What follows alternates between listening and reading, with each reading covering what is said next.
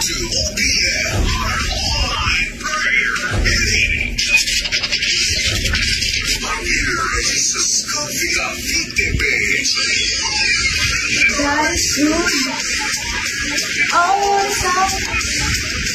God is good all the time. God is good all the time. God is good all the time.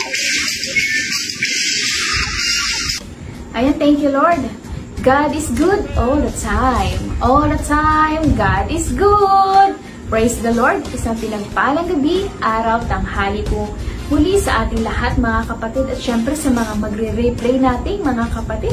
Really welcome ko po kayo sa ating OPM online prayer meeting here at Jesus Coffee Church from Monday to Friday, 7 p.m. to 8 p.m. lang po tayo mga kapatid. Ako nga po muli ang inyong lingkod, si Snowy Montoya, Jesus Coffee Church. Every Wednesday po tayo mga kapatid, no? And for our Thursday OPM, makakasama naman natin si Brother Huge Spirito. At syempre sa ating Friday naman, nakasama natin si Brother Jonard Oleta. Thank you, Lord, mga kapatid, for joining us tonight. I'm so glad that you are here. So many comment section, mga kapatid. Where are you watching from? Ayan, thank you, Lord. At syempre, huwag po natin kalilimutan ang ating digital evangelism. I-share po natin ang ating live, mga kapatid, para marami pa ang makaabot, ang maabot at makarinig ng mensahe ng ating Panginoon. Praise the Lord sa ating mga kapatid na patuloy na nag-share at nagme-mention ng kanilang loved ones. Praise the Lord sa buhay nyo. Ayan, Mami Ading, ayan, Mami Beng, and Daddy Steve, hello po sa Montoya family. At sa first time natin, huwag kalilimutan i-type ang new blessings sa ating comment section para ma-welcome po kayo mga kapatid ng ating mga kapatiran dyan sa ating comment section. Welcome na welcome po kayo dito sa Jesus Coffee Church. Stay with us mga kapatid until the end and you will be blessed. Hello! Ayan, bati-bati muna tayo mga kapatid. Hello, Mami Lola na talaga naman nakaantabay. Shout out sa inyo dyan, Sis Ruth and Sis Marge. Ayan, hello, Brother Jonard and Sis Minnie Oleta, buong family. Brother Huge and Sis Marcel, Spirito family, thank you rin sa buhay niyo, no? At binabati naman natin ang ating mga kapatid na laging maaga. Hello, Sis Ria Quaresma from China. Syempre sa magandang anak na Sis Rivi May. Hi, Sis Jenny de la Cruz from Brunei. At syempre, Brother Pao from Canada naman. Thank you, Lord. At nagpapasalamat din ako sa ating katuwa ngayon nasa likod ng camera kay Brother Kenneth. Thank you, Lord. At sa pinagpalang gabi, Sis Cheng, Sis Michelle, Sis Grace. Thank you, Lord, mga kapatid sa buhay nyo, no? Sa ating buting pastor, Pastor Ruban Rusit, ang magandang wifey na si Sis Belle, sa mga kids Rusit family. Thank you, Lord, po sa buhay nyo po. Tayo po ay mananalangin muna mga kapatid at hingin ang gabay na presensya ng ating banal na Diyos sa ating gawain. Amen. Hallelujah. Thank you, Lord. Our Almighty Father in heaven, we want to glorify your name. We want to praise your name, Lord. We want to thank you for giving us a wonderful opportunity to gather in your presence. Salamat, Panginoon, sa pagkakataon na makapagbahagi muli at makapagpahayag na iyong katotohanan. Salamat, Panginoon, ngayong gabi, magbabago ka ng buhay, magbubukas ka ng puso upang tanggapin, makarinig ng iyong salita. Inihiling namin, O Diyos, ang iyong pagsama sa aming kalagitnaan. Sa presensya mo, Lord, ay muling maramdaman ang pag-asa, pag-agalingin at paghihilumin ang pusong nasaktan. Palalakasin mo, Lord, ang mga nanghihina at ibabangon mo, Lord, ang mga nalugmok dahil sa mga pagsubok. Lord, sa mga lumayo, Lord, nalamig sa kanilang pananampalataya, Lord, ikaw nga po, Diyos, ang mag-abot sa kanila sa iyong makapangyarihang kamay. Through the power of your Holy Spirit, tinutupok ng banal na Espiritu ang bawat pusong matitigas at papalitan mo ito, Lord, ng bago. You will give us a new heart, Lord, and put a new spirit in us. Lord, revive us. Hinihiling din namin sa iyo, Panginoon, na manahan ka sa aming pagtitipon at sa aming pagpupuri. Inaalis mo na, Lord, ang lahat ng distractions upang hindi kami makapakinig. Mga gawa ng kaaway, we rebuke in Jesus' name. Sa Salamat, Panginoon, sa gabing ito. At ang katagumpayan, Lord, ng gawain ay magbibigay ng karangalan sa iyong pangalan. Salamat, Panginoon. Tinataas namin lahat ng itong Panginoon sa iyong banal at makapangyarihang pangalan ni Jesus. Amen. Thank you, Lord. Thank you, Lord Jesus. Ayan, mga kapatid. Thank you, Lord. Katatapos lang po nating manalangin.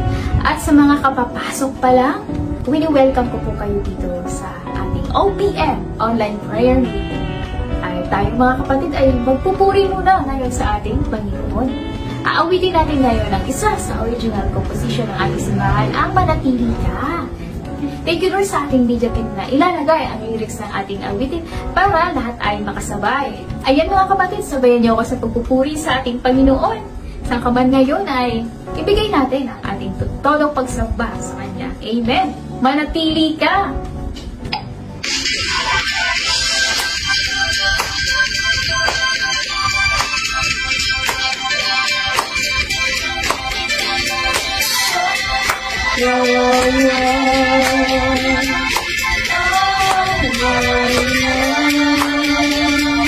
Hindi ako mag-aalala Jesus, kasama ka. Kung maging malang tapos, tagumpay ko Diyos. Hindi ako mahangala. Kung maging malang bagyo, ako'y nakatayo sa pundasyon na to. Manatili ka, at ika'y mamumuha.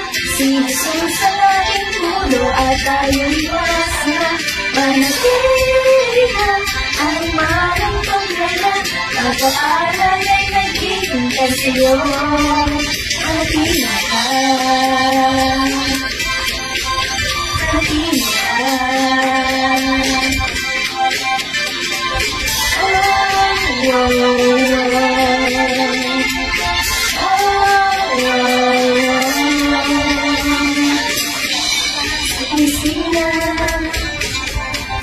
Ang kala ay limutin na.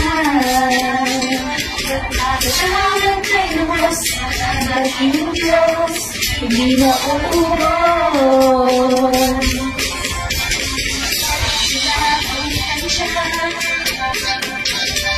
Mabuti ang kalooban niya.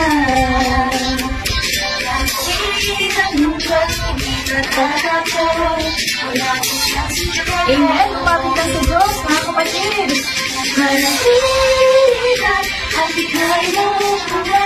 Si Jesus ang ating puno at tayo'y masama. Manatili ka, ang marang problema. Ang pagkalan ay naghihintay sa'yo. Manatili ka at ika'y mamumuha. Si Jesus ang ating puno at tayo'y masama. Manatili ka, ang marang problema. Pagpapalad ay naghihintay sa'yo. Manatili ka.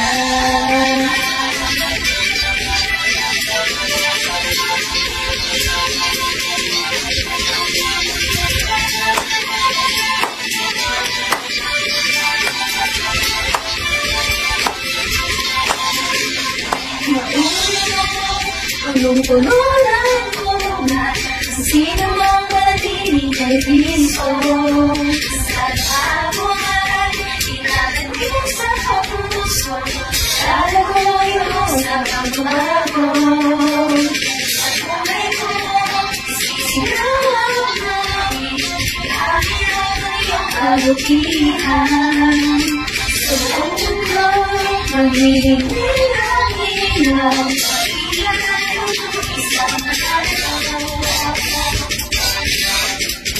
Manatili ka at ika'y mamumuha.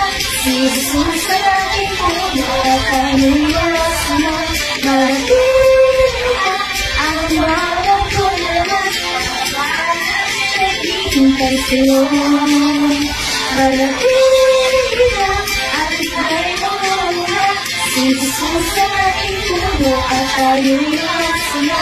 Manatili Ano man ang karama, pagkakaroon ay naghihintay sa'yo.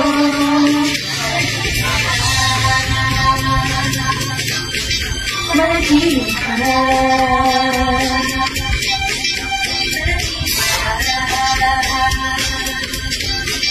Manatili ka.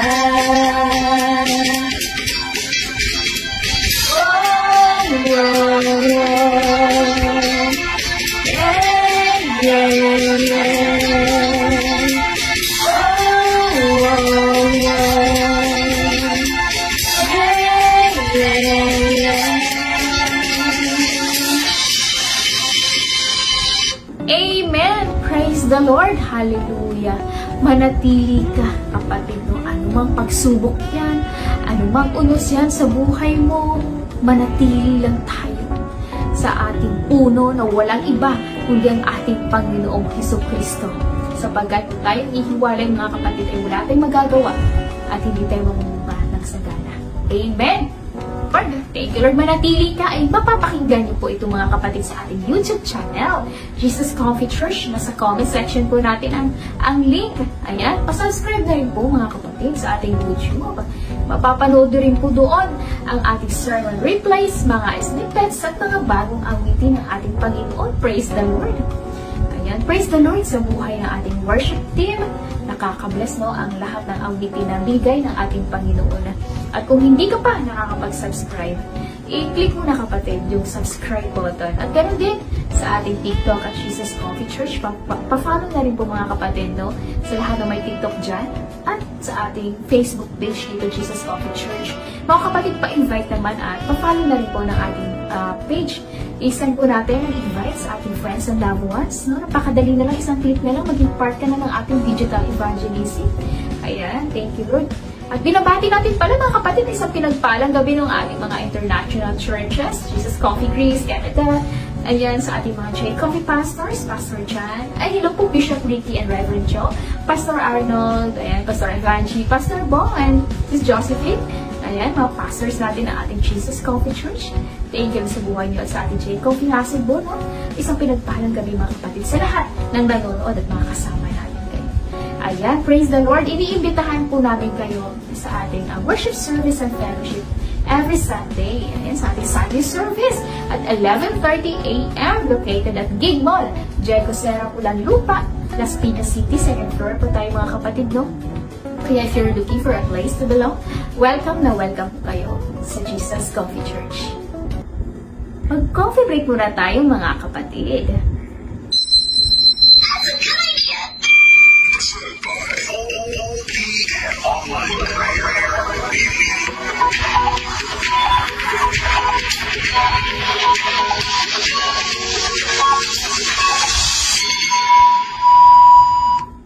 Ayan, thank you, Lord. Ang ating coffee break for today ay nasa Proverbs po tayo, no? Ayan, sa Proverbs 22 verse 6. Ayan, thank you, Lord. Sa Proverbs 22 verse 6, ang sabi dito, mga kapatid, train up a child in the way he should go, and when he is old, he will not depart from it. Amen. Thank you, Lord. Madalas na po natin naririnig ito, mga kapatid. Lalo na ito ang tema ng ating Kids Church. Isang magandang paalala sa ating mga magulang ito. Ang kawikaang sinulat ni Solomon na bata pa lang ay turuan na at taniman na ng salita ng ating Panginoon upang hindi sila madaling matangay at maligaw ng mga maling katuruan at paniniwala. At ang batayan at mamantayan natin sa pagpapalaki at pagtutuwid sa ating mga anak, mga pamangkin o mga apo ay ang salita ng Diyos. Ang Biblia, sapagkat kinasihan ng Diyos ang bawat kasulatan. Ang mga ito ay napapakinabangan sa pagtuturo, sa pagsaway, sa pagtutuwid, sa pagsasanay, sa katuwiran. Upang ang ating mga anak ay hindi maligaw, no? At sila'y magiging matatag sa kanilang pananampalataya at handang tumugon sa mga tanong tungkol sa kanilang pag-asa. Ang mga anak po, ang mga bata po, mga kapatid, ay gantimpala mula sa Diyos. Ang mga bata, no, para sa mga magulang ay isang regalo mula sa Diyos. Kaya naman nararapat lamang nating bigyang halaga ang kanilang paglago. Pinakita rin, no, ni Moses ang halaga ng pagtuturo sa inyong mga anak. Sabi niya, Sa Deuteronomy chapter 6 verse 7, ang ating layunin ay upang sila'y lumakad sa mga landas ng Diyos at maging matatag sa kanilang mga utos. Kasi at lalo na sa ating generation ngayon na nakakalimot na sa ating Panginoon at hindi kilala ng mga bata ang Panginoon. Kaya nararapat lamang na ituro natin ito at sa atin magsisimula ito bilang magulang upang sa kanilang paglaki ay hindi nila ito makalimutan. Kaya sa atin ding mga magulang, no, sa atin mismo magmumula ang karunungan na ipagkakaloob ng ating Panginoon. Tayo maging huwaran at gabay sa ating mga anak upang sila'y lumago sa pananampalataya at pagtitiwala sa ating Panginoong Jesus. At yan ang ating coffee break. Presented by OPM Online.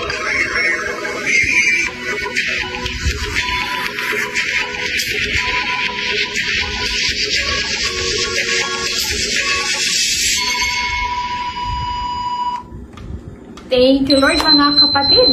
Lord, kayo mga kapatid, ini-encourage ko po ang bawat isa na patuloy po tayong magbasa ng ating mga Biblia sa araw-araw. Maglaan tayo ng oras, no? Spend tayo quiet time kay Lord sa ating pag-devotion, pag-meditate ng kanyang salita upang lalo natin maunawaan ang kalooban ng Diyos sa buhay natin, no? Ang purpose sa atin. At ganoon din ang kanyang mga instructions natin. Matanggap din natin ang kanyang mga pagpapala sa pamamagitan ng kanyang salita dahil doon nangungusap ang ating Panginoon. Kaya mga kapatid, let us not just read the Word of God, but truly we study and meditate on it. Thank you, Lord Jesus. Amen. Thank you, Lord, mga kapatid. Kuha na po tayo, mga kapatid, ng ating mga Biblia at sabay-sabay po nating buksan at basahin sa 2 Samuel chapter 12 verse 12 to 13. 2 Samuel chapter 12 verse 12 to 13. Maraming salamat mga kapatid sa buhay ng ating kingdom partners, supporters, builders, tithers, pledgers na patuloy na nagbibigay sa kaharian ng ating Panginoon. No? Maraming salamat sa buhay nyo at tunay nga na kapag tayo ay nagbigay, talaga naman ang pagpapala ng ating Panginoon ay siksik, liglig at nag-uumapaw. Tandaan natin na tapat ang ating Panginoon at wala pang pangako ang napako sa Kanya. Lahat ng ginagawa natin mga kapatid sa Kanya ay may naghihintay na pagpapala. At subukan mo lang, no? Magbigay sa Kanya at tiyak na i-bless ka niya mga kapatid. Sabi na, di ba, kung hindi niya bubuksan yung durungawan ng langit, no? Kung tinouch ni Lord ang puso mo, mga kapatid, nasa comment section natin ang ating GCash number at ang video accounts. Mas pinadali na ngayon, mga kapatid, mas convenient natin ang ating pagbibigay. Ayan. So, sa lahat po, mga kapatid, na patuloy na nagbibigay, thank you, Lord. At alam naman natin na tapat ang ating Diyos at hindi mo siya matatalo pagdating sa bigayan. Umpisahan mo ngayon mga kapatid, tingnan lang natin at kung talagang hindi kikilos ang ating Panginoon para ibuhos sa iyo ang masaganang pagpapala. Amen! Praise the Lord mga kapatid. At syempre good news, no? Dahil sa ating patuloy na pagbibigay at suporta, malapit na rin natin magamit ang santuaryo ng ating Panginoon sa Andrea Village. Kaya praise the Lord mga kapatid sa buhay mo. Ayan, may God bless you abundantly. May God bless you 100-fold mga kapatid for your generosity. Amen! Praise the Lord! Hallelujah! Ayan mga kapatid, at dumako na po tayo sa ating Word of God. Babasahin po natin ngayon ang 2 Samuel chapter 12 verse 12 to 13. Amen. Ayan, thank you Lord. Sabi dito sa verse 12, ginawa mo ito ng lihim, kaya't hayag kitang paparusahan at makikita ito ng buong Israel. Verse 13, sinabi ni David kay Nathan, nagkasala ako kay Yahweh. Sumagot si Nathan, pinapatawad ka na ni Yahweh at hindi ka mamamatay. Amen. Manalangin tayo mga kapatid. Salamat Panginoon sa pagbasa ng iyong salita. Pagpalain mo nga po ito, O Diyos. Dalangin ko Panginoon na buksan mo ang aming mga isipan, ang aming mga puso upang tanggapin Panginoon ang iyong mensahe, ang iyong banal na salita, Panginoon, at lahat na makarinig, Panginoon. Ito ay tutubo, Panginoon, ang salita mo, ang binhi, Panginoon, at bawat puso nakakarinig, Panginoon. Makitaan ng pagbabago, lumago ito, Panginoon, at magkaroon ng maraming bunga. Ngayong gabi, Lord, Maglilinis ka, Panginoon, ng aming mga puso. Tutulungan mo kami, Panginoon, by the power of your Holy Spirit, upang hindi na muling magkasala pa, pag hindi na magtago sa dilim, Panginoon. Salamat, Lord, sapagkat alam namin na Ikaw ang liwanag, bubunyag, Panginoon, ng mga masamang gawa sa dilim, Panginoon. Lahat, Panginoon, ay hayag sa iyo. Kaya ngayong gabi, Panginoon, tulungan mo kami tanggapin ang mga pagtuturo mo sa aming mga buhay. Maraming salamat, Lord. Tinataas namin, Panginoon, ang aming gawain at nakatagumpayan sa pangalan mo, Jesus. Amen. Thank you, Lord Jesus. Katatapos lang po natin na magbasa ng salita ng ating Panginoon sa 2 Samuel chapter 12 verse 12 to 13. Kung kapapasok mo pa lang, kapatid, dito na po tayo sa Word at wini-welcome ko po kayo sa ating OPM online prayer meeting. Ako nga po pala si Sis Novi, ang magbabahagi ng salita ng ating Panginoon ngayong gabi. Sa binasa po natin kanina, mga kapatid, no, si David po, yung kinakausap po ni Propetang Nathan dito. Binalaan niya si David dahil sa ginawa niya. Ayan. Ano nga ba yung ginawa ni David? Pero bago yan, may tanong muna ako sa inyo. Itong question natin. Ano ba ang kadalasang ginagawa nyo kapag may free time kayo? Day off or may trabaho? Aba, yung iba nagsisick leave pero nasa beach pala. May kilala ba kayong ganon? Ayan. Sabi ng mga kapatid natin, naglilinis ng bahay, kumakain sa labas, aba, naglalaba. May nagluluto din, no? Nagbabiking. Aba, day off pa ba yun, mga kapatid? Talaga nga naman, na marami din palang nagagawa kapag day off. Pero parang mas pagod pa yata kayo kapag day off kaysa nasa trabaho kayo. Thank you, Lord, mga kapatid, no, sa mga comment nyo, no? Ako din naman ay naglilinis din sa aking free time. May free time. Nagwawalis at nag-aalis ng mga dahon-dahon doon sa garden ni Mama, no? Totoong masarap pala talaga sa pakiramdam. Yung may natapos ka kahit isang oras na pagpapahinga. Hindi ka lang natulog maghapon, napagpawisan ka pa. Exercise din. At alam niyo ba, mga kapatid, na hindi rin nalalayo ang ating pag-uusapan ngayong gabi. Dahil meron ding karakter sa Bible na nagbabakasyon. Nagbakasyon din siya, pero bago tayo dumako doon, ang title ng ating pag-uusapin ngayon ay The Truth Will Set You Free. The Truth Will Set You Free. Ayan. Sabihin mo nga, kapatid, sa katabi mo, the truth will set you free. Paano nga ba natin masasabi na tayo ay pinalaya ng tunay? Sister Novi, pinalaya ako ng boyfriend or girlfriend ko. Nako, ibang freedom naman pala yan. Minsan kasi kapag naririnig natin yung the truth will set you free, ay parang naging common na, diba? Minsan naririnig natin ito sa mga motivational speaker at kadalasan nakikita sa mga universities, sa entrance pa lang ng school, diba? Sa mga seminar, naging paksa na rin ito sa mga talakayan para mag-promote ng academic freedom and the power of learning. Sa maling konteksto nila ito ginagamit. Ang katotohanan, si Jesus po ang nagsabi nito, mga kapatid. Alam natin yan sa mga kapatid natin nagbabasa ng Bible. In John 8:32, in context, Jesus' statement has nothing to do with the classroom learning. In fact, John 8:32 speaks of a higher form of knowledge than is capable of being learned in a classroom. Ayan. So, si Jesus po, no, he's speaking to a group of people dito na nagsimula na maniwala sa Kanya. And He is offering them the promise of salvation. At kung tunay at tapat nga ba silang tagasunod ng ating Panginoong Hesukristo, ay makikilala ang katotohanan at mararanasan ang kalayaan mula sa kasalanan, freedom from sin, and spiritual bondage. Amen. Paano ba natin masasabi na pinalaya na tayo ng ating Panginoong Hesukristo? Diba? Pinalaya tayo mula sa adiksyon, sa kasalanan. Dati, Lord, ang dilim-dilim ng buhay ko. Ngayon, nasa liwanag na ako. Amen. Praise the Lord. So, pag-uusapan po natin ngayon, mga kapatid, kung ano ba ang nangyari kay David. Bakit pa ito nasabi sa kanya ni Propetang Nathan kanina, no, sa binasa natin? Si David po dito mga kapatid ay mayroon dapat siyang importanteng gagawin. Kumbaga, sa office, meron ka pa dapat tatapusing report or ibang gagawin.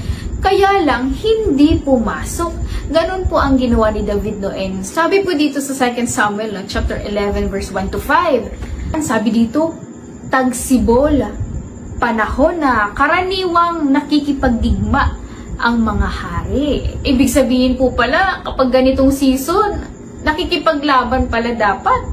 Diba? Nakipaglaban mga hari. So, sinugo ni David ang buong hukbo ng Israel sa pangunguna ni Joab at ng iba pang mga pinuno. So, pinuksa nila mga Amonita at kinugkob ang Raba. Ngunit, si David ay nagpaiwan sa Jerusalem. So, yun nga ang nabanggit natin kanina, no? Siguro, bakit siya nagpaiwan? Siguro napagod siya kasi sunod nga po yung laban mga kapatid. At pinagtagumpay talaga sila ng ating Panginoon sa bawat laban. Or maaaring pinagkatiwala na lang niya sa mga opisyal niya na dahil kaya na nila yan. Sige, dito na lang ako. Diba? Ganun siguro eh.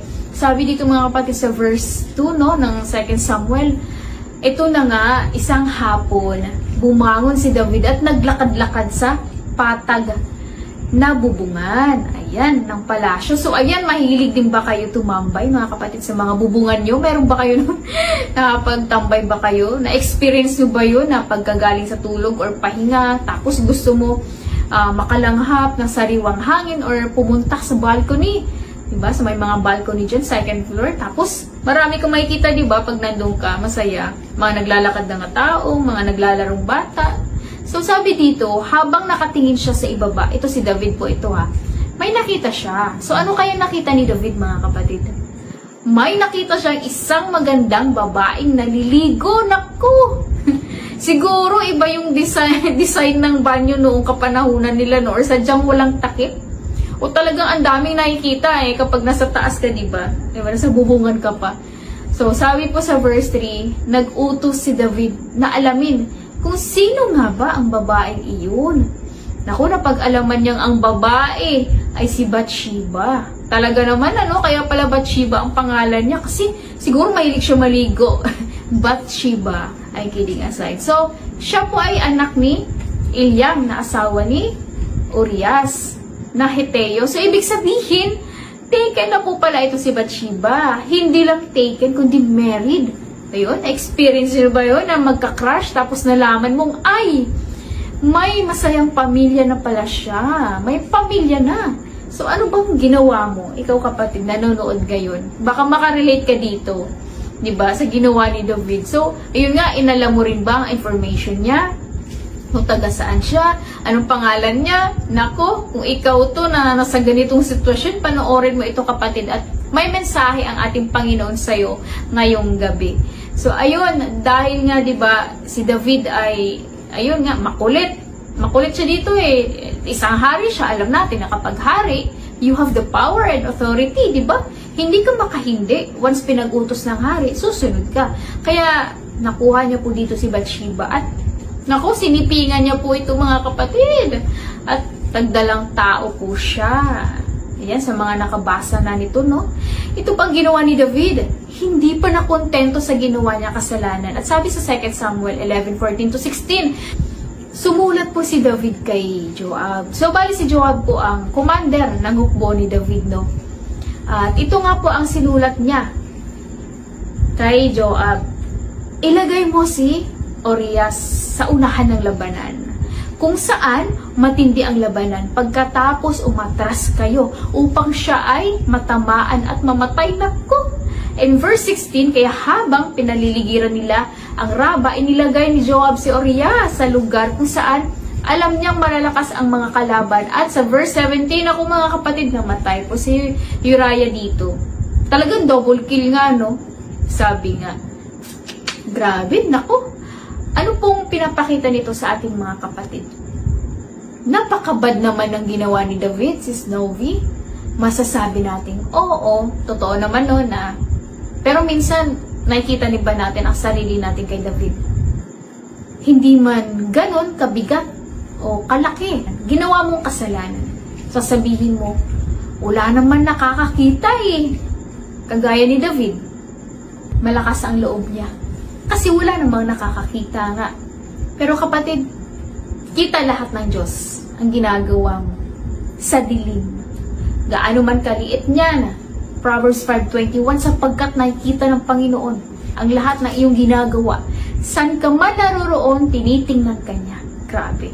Pinapakita lamang nito na kahit hari si David ay hindi siya exempted sa temptation.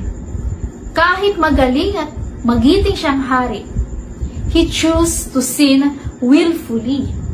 Dahil sa kanyang desire of the flesh, ay doon pumasok ang kaaway sa kanyang kahinaan. 1 Peter chapter 5 verse 8, sinasabi dito na maging handa kayo at magbantay. Ang dyablo, ang kaaway ninyo ay parang liyong umuungal at aali-aligid na naghahanap ng malalapa. This is a reminder for us, Christians, sa mga nakikinig at nanonood ngayon na maging alerto po tayo, mapagbantay, dahil ang kaaway ay hindi tumitigil hanggat hindi nakakahanap ng butas para sirain ka. Sirain tayo. Pinalaya na tayo ng ating Panginoon sa kasalanan, mga kapatid. Huwag mo nang balikan para hindi tayo patuloy na magkasala. Meron ako ibabahagi na 2 points para manatili tayong tapat at matuwid sa ating Panginoon. Anumang kasalanan ang ihain ng mundo sa ating harapan. And for our first point tonight, point number 1, abide in His Word. Abide in His Word. Abiding in His Word is essential for maintaining our faith and integrity. John 8:31, sinasabi naman ni Jesus sa mga Hudyong naniniwala sa Kanya, if you abide in my word, you are truly my disciples. Abiding in His word, anchored in His word, doon nakaangkla ang lahat ng plano at desisyon sa buhay mo, not on our understanding. Ang salita ng Diyos, mga kapatid, ang batayan ng ating pananampalataya, ang magbibigay sa atin ng lakas upang labanan ang mga tukso. Kapag tayo ay nananatili sa Kanyang salita, nagiging mas madali sa atin na ma-discern ang katotohanan sa kasinungalingan. Sa ganitong paraan, magiging matatag tayo sa ating pananampalataya at magiging handa sa mga pagsubok na darating. To abide in His Word means to consistently obey His Word, to remain in Him and be obedient. Ayan, prayer, reading, and meditating His Word, at naisasabuhay ang turo ng ating Panginoong Hesukristo. Nakikita sa atin yun, upang hindi madali matukso ng kaaway. Si David po kasi, mga kapatid, ay nagkasala siya. Unang-una, dapat andun siya sa labanan. Pero mas pinili niya mag-stay sa Jerusalem. Instead, sumama sa kanila. Pangalawa, lust of the flesh. Lust of the eyes. Dahil tiningnan niya si Bathsheba nang may pagnanasa. Sabi ni Jesus sa Matthew chapter 5 verse 28 to 29, ngunit sinasabi ko sa inyo, ang sino mang tumingin sa isang babae na may pagnanasa ay nangangalunya na sa babaeng iyon sa kanyang puso. Dito palang adultery na yon. Pangalawa, nung nalaman niyang nagbuntis si Bathsheba, pinlano niya pang ipapatay si Urias, ang asawa ni Bathsheba. Murder na yun. Pwede namang nakita lang niya si Bathsheba pero hindi binigyan ng mali siya or dinivert na lang ang attention sa ibang bagay. Pwede naman na bumalik na lang ulit siya sa kwarto, diba? At nanalangin, humingi ng tawad kay Lord dahil saan nakita niya. Pero, ginusto niya rin. Ayan. Marami sa ating guilty sa bagay na to. Matthew 18:9. Kung ang mata mo naman ang siyang magiging sanhi ng iyong pagkakasala, dukitin mo ito at itapon. Mas mabuti pa ang magkaroon ng buhay na walang hanggan na bulag ang isang mata, kaysa may 2 mata kang itapon sa apoy ng impyerno. Pinapaalala lamang ito sa atin na dapat magkaroon tayo ng personal accountability at mamuhay ng may kabanalan sa harap ng ating Panginoon.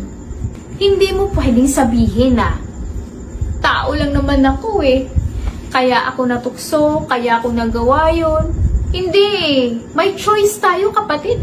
Binigyan tayo ng free will ni Lord. Tandaan natin, si Jesus ay tinukso. Sa Matthew 4:4, alam natin to. Pero hindi siya nagkasala because temptation to sin never comes from God. James 1:13-14, natutukso ang tao kapag siya'y naaakit at nagpapatangay sa kanyang sariling pagnanasa. At ang pagnanasa kapag naitanim sa puso ay nagbubunga ng kasalanan. At ang kasalanan sa hustong gulang ay nagbubunga ng kamatayan. At ito nga ang nangyari kay David. Nagbunga ang kanyang kasalanan. Kapag hindi talaga tayo naka-abide sa salita niya, masasalisihan tayo ng kaaway. At 100% ng desisyon natin, mga gagawin natin sa buhay, ay mag-fail. Kasi hindi yun nakaayon sa kalooban ng Diyos. Kaya patunay lamang mga kapatid na hindi talaga natin kayang mabuhay kapag wala si Kristo sa atin. Hindi tayo nakakabit sa puno. Kaya nga piliin mo mabuhay kapatid sa kanyang salita. For the Word of God has the power to expose hidden sins. Wala talaga tayo maitatago sa mata ng Diyos. Hebrews 4:12. Totoong buhay. Buhay na buhay at mabisa ang salita ng Diyos. Naglalantad sa ating mga tinatagong lihim at kasalanan sa dilim. Ini-expose sa liwanag ang likong gawa. Kaya mapapansin nyo kapag nagkakasala ang isang tao, ayaw niya magpakita kasi nakagawa siya ng kasalanan. Di ba pakiramdam mo pag nakagawa ka ng kasalanan, parang ang layo-layo mo na kay Lord. Kasi ang totoo mga kapatid, banal ang ating Panginoon. Holy siya. Kaya pala parang, alam mo yun, may wall sa atin sa pagitan natin. Kasi yun ang kasalanan. Ayaw ni Lord na manatili tayo makasalanan. Yan nga, di ba? Pag hindi tayo naka-abide sa kanyang salita, talagang patuloy na nakakagawa tayo ng kasalanan. John 3:20, ang tao gumagawa ng masama ay ayaw sa liwanag at hindi lumalapit sa liwanag dahil ayaw niyang malantad ang kanyang mga gawa. Tayo bilang tunay na tagasunod ng ating Panginoong Hesukristo, dapat makita sa atin ang liwanag at hindi kadiliman. Because we are the salt and the light of the world. We are not here to bring darkness into this world. Kaya kung tunay kang tagasunod ng ating Panginoong Hesukristo, mag-o-obey ka sa salita niya. Dahil mahal mo siya eh. Kapag sinasabi sa'yo ng Holy Spirit na, oh, wag mong gawin yan, masama yan. Oh, dito ka. Sumusunod ka ba o pumapalag ka pa? Eh Lord, ito lang naman ang gagawin ko eh. Chill lang muna ako ngayon Lord, tsaka na lang ako mag-worship kapag feel ko lang. Kapatid, we walk by faith, not by sight. We should walk by the Spirit. At hindi niya pagbibigyan ang mga pagnanasa ng laman. Galatians 5:16. Ano bang sitwasyon? Maganda o hindi? Pupurihin mo pa rin si Lord kasi He deserves all the praise, honor, and glory. Tandaan natin mga kapatid, kapag idol tayo, diyan pumapasok yung kaaway. Kagaya kay David, diba? Wala siyang ginawa. Yung doubt, yung temptation sa ating kahinaan dahil alam ng kaaway kung ano yung mga favorites natin. Gagamitin niya yan para mahulog ka sa bitan niya. Okay lang yan. Huwag ka muna mag-journal or magbasa ng Bible. Mahaba pa naman ang oras mo. Manood ka na lang muna ng videos, so mag-Netflix ka na lang muna. Mas mag-e-enjoy ka pa dyan. Kaya minsan di mo na mamalayan, di ba? Nauubos na pala yung oras mo sa social media, sa kaka-scroll, kaysa quiet time mo with God. Nabubusog ka na sa mga nakikita mo sa Facebook, imbis na mabusog tayo sa word ni Lord. Kasi, alam ng kaaway mga kapatid, ang kiliti natin eh. Nagtatanim siya ng kasinungalingan at nagpapain ng promises, pleasure, but delivers only death. Dahil wala naman talagang katotohanan sa kanya. He is the father of lies. Tinempt niya nga rin sila, Adan at Eva, di ba? Niling lang niya. Ayan, kainin mo yan, masarap yan. Enticement. Kagaya nung nangyari kay Joseph, di ba, sa Genesis. Tinokso siya ng kaaway through sa asawa ni Potiphar, pero tumakbo siya. He resisted the temptation. In James chapter 4 verse 7, sabi dito, resist the devil and he will flee from you. Kaya hindi nagkasala si Joseph. Si Lord nag-provide ng way out kung paano natin ma-overcome ang temptation sa kanyang salita.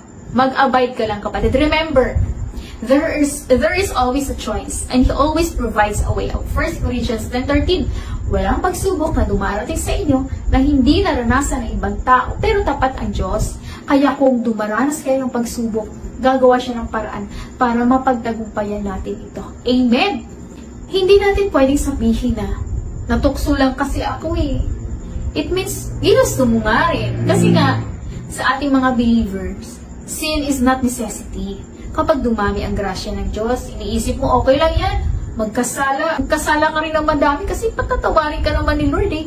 Kapatid, hindi excuse yun. Dahil mabuti ang Diyos, no? Yung grace ni Lord, hindi license to commit sin. Yung grace ni Lord sa atin ay para ma-overcome natin yung sin. And just like Joseph, maging vigilant din tayo and ready to flee from situations that tempt us to compromise our faith. Kailangan maging accountable tayo sa mga actions natin kasi kahit sabihin na wala naman nakakakita sa mga ginagawa ko eh. Hindi naman nakikita ni pastor o ng ibang kapatiran, pero God sees it all. He knows everything. He is omnipresent, omniscient, omnipotent God. Luke chapter 8 verse 17. Ganon din naman, walang natatagong hindi nahahayag at walang lihim na hindi nabubunyag at hindi nalalaman. Lahat ng ginagawa nating kasalanan ay may consequences dito sa lupa at maging sa kingdom ni Lord. Kaya kapatid, set your mind on things above and do not conform to the pattern of this world but be transformed by the renewing of your mind. Romans 12:2. Dahil nakahayag lahat eh sa pamamagitan ng banal na espiritu na siyang nakakakita ng lahat. Dahil ang Diyos ay liwanag, ayaw niya lumakad tayo sa dilim. Kasi nasa liwanag na nga tayo eh. Naalala niyo ba nung hindi pa tayo natagpuan ng ating Panginoong Jesucristo? Saan ba tayo? Di ba nasa kadiliman pa? Halos lahat ginagawa natin eh. Puro palpak. Pero hindi natin alam na mali pala ang pag-iinom, mali pala ang paninira ng kapwa, kung ano-ano na lang tingin natin tama ay ginagawa natin kasi nasa dilim pa tayo. Akala natin maliligtas tayo ng mabubuting gawa. Pero nung nakipag-isa na tayo sa ating Panginoong Jesucristo, nalaman natin ang katotohanan na tanging sa grasya lamang ng Diyos kaya tayo naligtas. Ephesians chapter 2 verse 8 to 9. By grace you have been saved through faith. It is the gift of God. Kaya nasa liwanag na tayo mga kapatid sa mga tumanggap sa ating Panginoong Jesucristo. Lumakad tayo na may katuwiran. Matuwid na tayo sa paningin ng Diyos. Iniahon na tayo ng Lord sa dilim. Kaya huwag na tayong bumalik doon kung saan tayo hinango. Nais ang ating Panginoon, manatili tayo sa kanyang salita. Kaya for our point number 2, we have to confess and repent your sin. Confess and repent your sin. Sa buhay natin, minsan kapag nagkakasala, ginajustify pa ang kasalanan. Sabi sa 2 Samuel chapter 12 verse 9, dahil hindi nakinig si David sa conviction ng Holy Spirit, ipinadala ng Panginoon si Prophet Nathan para i-rebuke siya. Ganon din no, sa ating mga kapatid, kapag nakakagawa tayo ng kasalanan, para bang ang hirap marinig ang tinig ng Panginoon, ang hirap marinig ng tinig ng banal na Espiritu, kasi may nakaharang o nakabara, nakarumihan sa puso. At naranasan niyo ba yung mga kapatid na naka-headset ka, tapos may nagsasalita? Naririnig niyo ba? Di ba hindi? Ganon din sa atin. Malabo nating maririnig ang pag-uusap at instructions ng banal na Espiritu kapag may kasalanan tayo. Kaya minsan, gumagamit ang Panginoon na someone para warningan tayo. Kasi hindi na natin siya naririnig. In 2 Samuel chapter 12 verse 9, bakit mo hinamak ang salita ni Yahweh at gumawa ka ng masama sa kanyang paningin? Allah, pinapatay mo ang Hiteyong si Urias sa mga Ammonita at kinuha mo pa ang kanyang asawa. While David tried to cover up his sin, pinagtakpan ni David yung kasalanan niya. But nothing is hidden from God. Alam ng Diyos ang kasalanan ni David. Ganon din sa atin. Wala tayong maitatago sa harapan ng ating Panginoon. Lahat kita sa atin. God sees all. We cannot hide anything from God. Kaya pinapaalala lamang sa atin ito mga kapatid na hindi natin kayang takpan ang ating mga kasalanan kagaya ng isang nagdadalang tao na hindi mo pwedeng itago yan habang buhay kasi lalaki at lalaki yung tiyan mo eh. But I love the heart of David here dahil inamin niya no mga kapatid ang kanyang pagkakasala. Hindi siya nanisi ng iba o nagpalusot na, hindi ko ginawa yun. Diba? Guilty ba kayo mga kapatid? Kapag nahuli na naging blame shifter na sa halip na aminin mo, ide-defend mo pa, ginajustify mo pa talaga. Pero nung narinig ni David ang pinapasabi ng Panginoon, Inadmit agad ito ni David, mga kapatid. Inacknowledge niya na, Lord, patawad po, nagkasala ako. Opo, ginawa ko yun. In 2 Samuel chapter 12 verse 13, sinabi ni David kay Nathan, nagkasala ako sa Panginoon. Sumagot si Nathan, pinapatawad ka na ng Panginoon at hindi ka mamamatay sa kasalanang ginawa mo. Grabe yun, no? Wow, Lord! Lantaran ginawa yung kasalanan. Napaka-severe case noon. Mabigat yun eh. Pero, agad-agad pinatawad ng Diyos si David. Grabe ka, Lord, napakabuti mo. Kung sa batas natin, siguro life imprisonment na yun, no? At masama na talaga ang tingin ng mga tao sa'yo.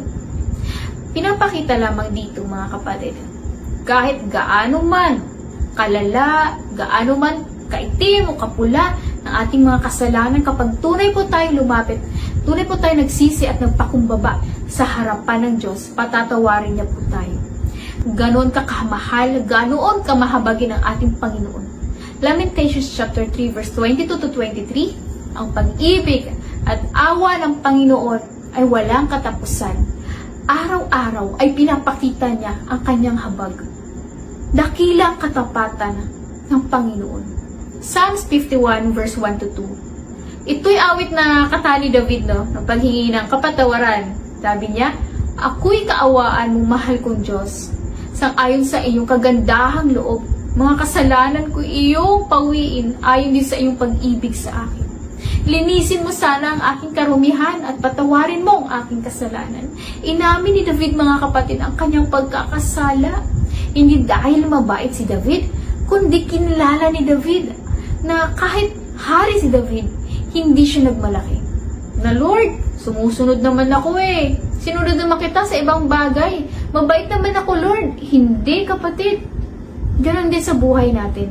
Kapag nagkakasala tayo, huwag natin ipamukha sa Diyos na mabuting tao ka, na manisi ka pa ng iba kasi Lord, na-impluensyahan lang ako eh. Kaya ko lang naginawa yun. Kasi pinilit niya ako eh. In Psalm chapter 51 verse 3, dahil inaamin ko ang aking mga pagsuway at lagi kong iniisip ang aking mga kasalanan. Confess natin kay Lord, mga kapatid. Na Lord, ako po, kasalanan ko po ito. Inaamin ko po ito. Patawarin mo ako. Confess mo, mga kapatid, na Lord, tawarin mo ako. Nagmura ako kanina. Tawarin mo ako, Lord. Nagalit na naman ako. Nanigaw na naman ako. Diba? Sigawan ko yung anak ko. Sumagot ako sa mama ko. Tawarin mo ko, Lord. Nag-cheat ako. Hindi ako sumunod. Lord, nainggit na naman ako. Nagmarites na naman ako.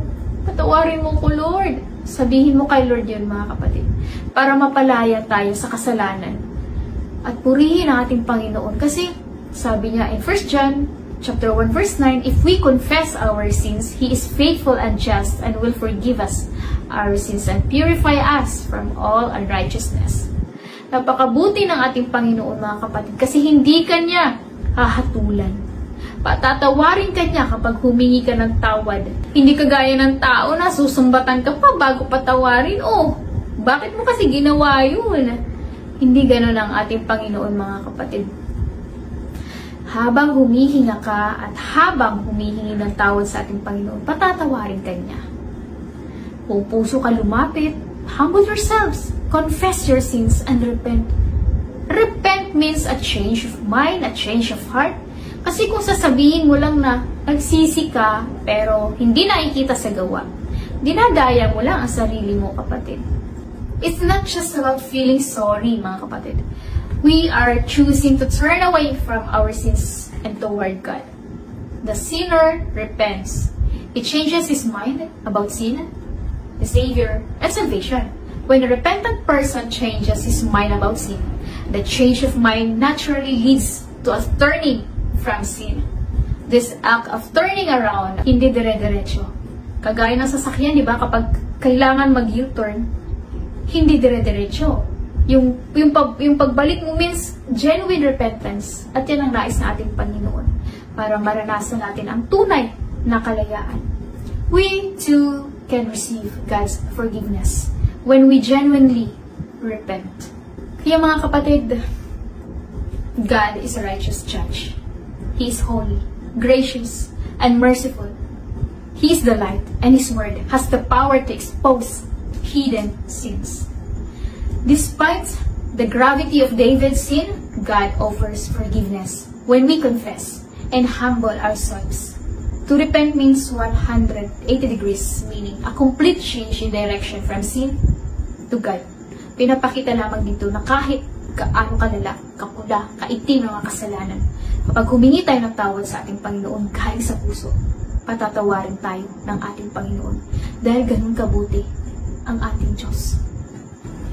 Kaya mga kapatid, ka nang magpatuloy sa kasalanan, talikuran mo na ito at manatili ka sa ating Panginoon dahil ang kasalanan ang naglalayo sa atin upang tayo ay hindi makalapit sa mahabaging trono ng ating Panginoong Jesus. Sa Romans 3:23, ang kabayaran ng kasalanan ay kamatayan.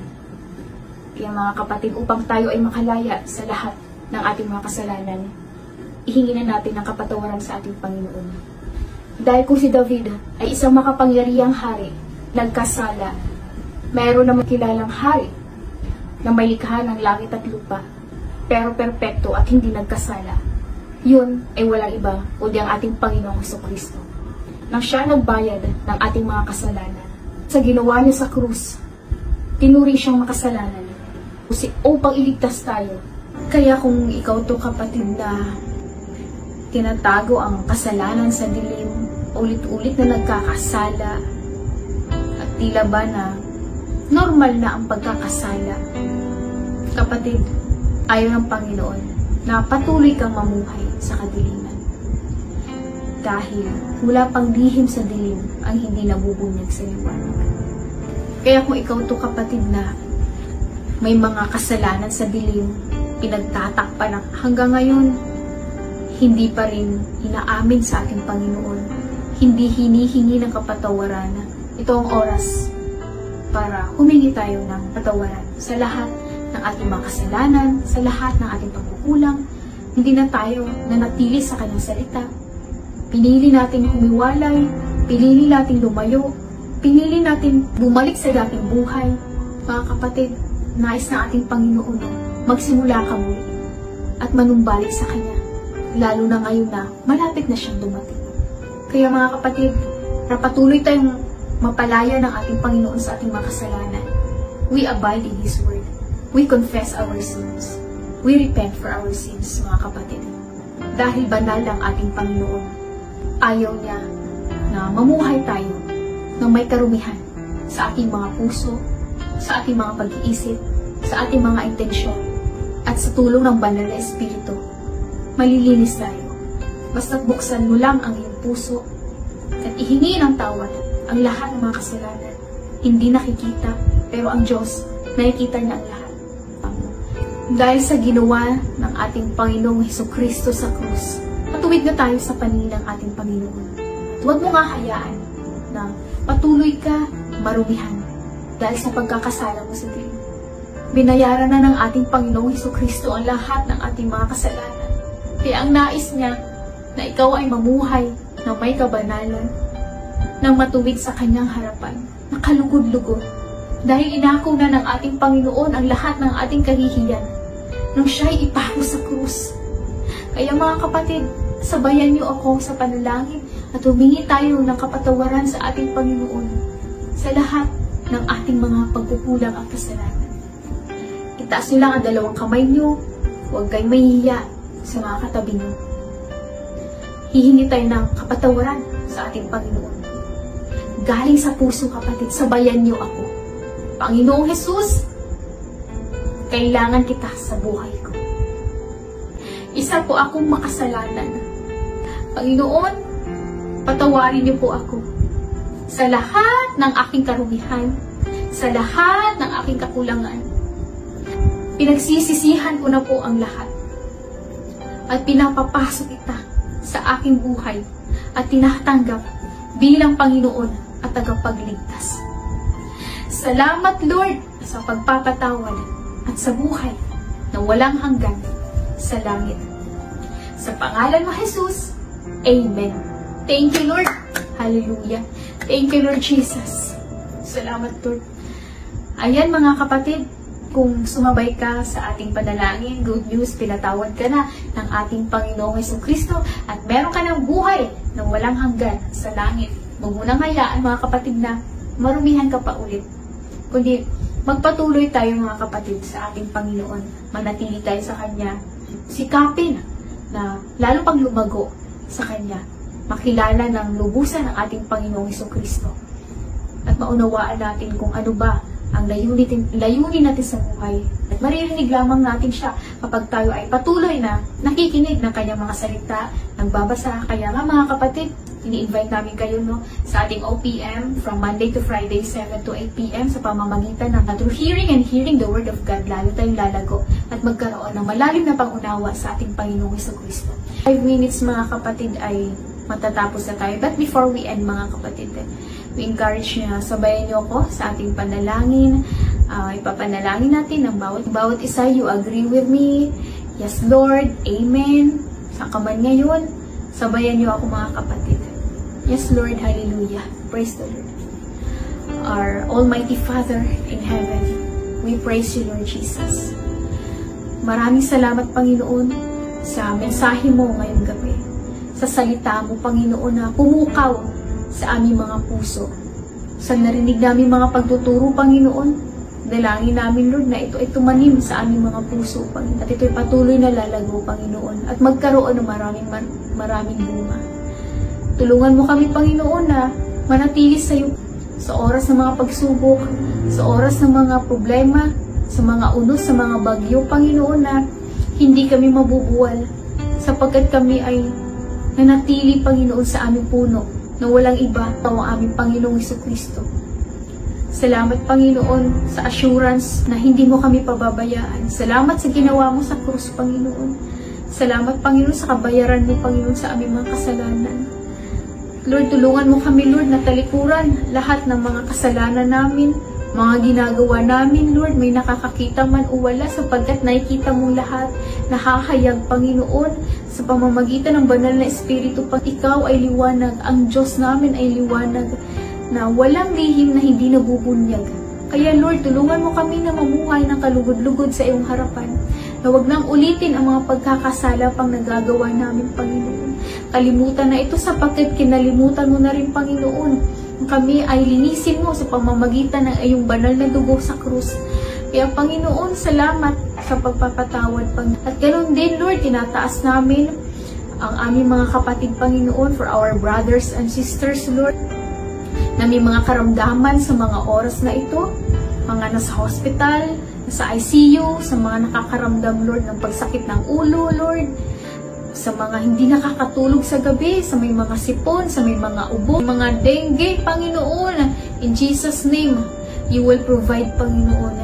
Pinapadala mo na ang kagalingan, Panginoon, mula ulo hanggang talampakan, Lord Jesus. So, we rebuke lahat ng infirmities sa katawan, Panginoon. Pinapalayas mo na ang sakit, Lord, sa katawan ng mga kapatid namin, mga nagda-dialysis, Panginoon. In Jesus' name, ikaw, Lord, ang patuloy na maglilinis ng mga dugo, magpapagaling, Panginoon, Lord. Walang imposible sa iyo. Ikaw ang aming Jehovah Rapha. Ikaw ang aming healer, Panginoon, Lord Jesus. By your stripes, Panginoon, we are healed. Lahat ng sakit, Panginoon, ay luluhod sa iyong pangalan. Salamat, Panginoon, sa kagalingan. At ganun din po, Lord, tinataas namin, Lord, ang mga pangangailangan ng mga kapatid namin, sa mga namumroblema, Panginoon, sa araw-araw ng pangangailangan, sa mga bayarin sa bills, Panginoon, sa mga tuition fees ng mga anak, Panginoon, sa mga baon sa araw-araw. Ikaw ang magpo-provide, Panginoon. Pagkat, Lord, ikaw ang aming Jehovah Jireh. Isusupply mo, Lord, lahat ng mga pangangailangan ng mga anak mo, buwat sa hindi nauubos, Lord Jesus, na kayamanan mo sa langit. Salamat, Panginoon, sa mga ginagamit mo upang pagpalain ang mga anak mo at hindi kailanman, Lord, pinabayaan ang mga anak mo na magutom.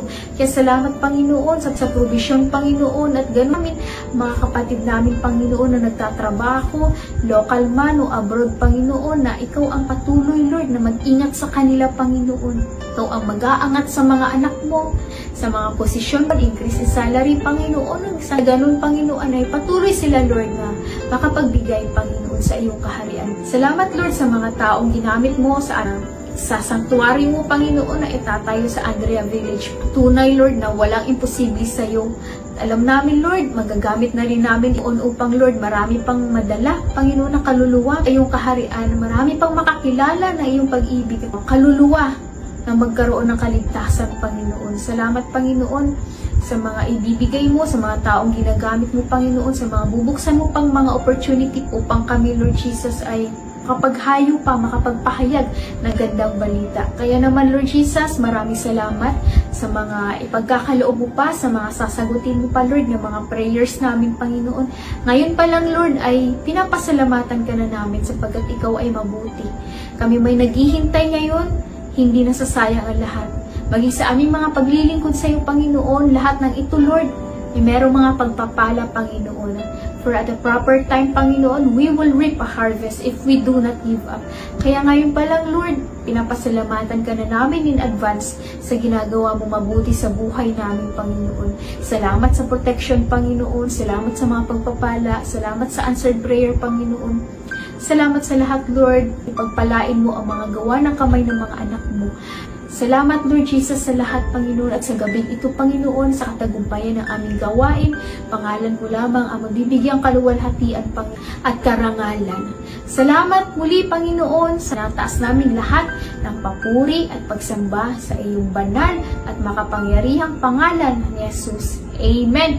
Thank you, Lord, mga kapatid. Thank you, Lord, mga kapatid, sa pagsabay sa ating panalangin. Tunay na napakabuti ng ating Panginoon at alam natin na sasagot siya sa takdang panahon. Kaya mga kapatid, magpatuloy ka, no? Bay ka kanina sa ating prayer of acceptance. Tinanggap ba natin ang ating Panginoong Jesucristo? Meron ka ng buhay na walang hanggan sa langit, mga kapatid. Kaya ini-encourage namin kayo na magpatuloy, mga kapatid, sa paglago at pagkilala sa ating Panginoon. Sa panonood ng ating mga OPM, online prayer meeting from Monday to Friday, 7 to 8 p.m. lang tayo, mga kapatid. Thank you, Lord, no, sa pagsama ngayong gabi. Ako ay na-bless sa buhay ng bawat isa. Salamat sa mga nag-share. Salamat sa mga nag-tag. Salamat sa mga nag-mention na pagpalain kayo ng ating Panginoon. Kaya mga kapatid, yung sumabay ka sa ating panalangin kanina at tinanggap ang ating Panginoong Jesucristo, meron ka ng buhay na walang hanggan sa langit. Yan. Thank you, Lord, mga kapatid, at sabay-sabay natin i-declare, no? I am a child of the Most High God. I am blessed. I am full of wisdom, full of power, full of potential. I can do all things. I will overcome. I have a great destiny in Christ. I believe it. I receive it. In Jesus' name we pray.